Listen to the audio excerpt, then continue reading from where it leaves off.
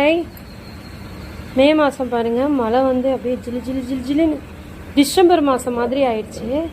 மழை வந்து பார்த்தா அப்படியே குழு குழுன்னு செடியெல்லாம் சும்மா தளத்தலன்னு சூப்பராக ஆயிடுச்சு.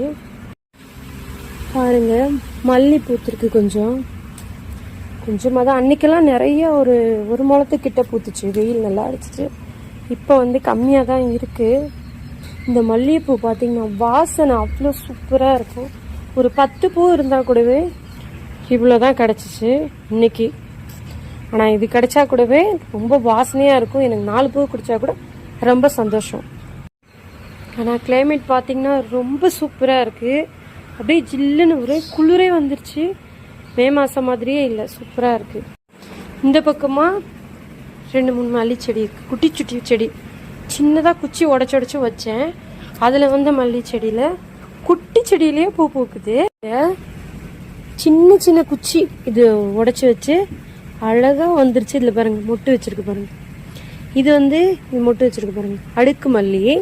இங்கே பாருங்கள் எவ்வளோ குச்சியாக. இதுவாவது வச்சு கொஞ்ச நாள் ஆச்சு, இப்போ தான் நல்லா துளுத்து வந்திருக்கு, நல்லா இருக்குது. இந்த செடி பாருங்கள், இது இப்போ தான் ரீசெண்டாக வச்சு ஒரு 1 மந்த்து தான் இருக்கும். இப்போ தான் துளிர் விடுத்துருக்கு பாருங்கள். குட்டி குட்டி குட்டியாக அழகாக வந்து இதில் கூடவே ஒரு மொட்டு வச்சிட்ருக்கு. இலையே இல்லை, ஆனால் வந்து பூ வைக்கிறதுக்கு ரெடி ஆகிட்டுருக்கு. குச்சி உடச்சி வச்சாலே எனக்கு வந்து வந்துடும். நல்லா இருக்கு பாருங்கள்.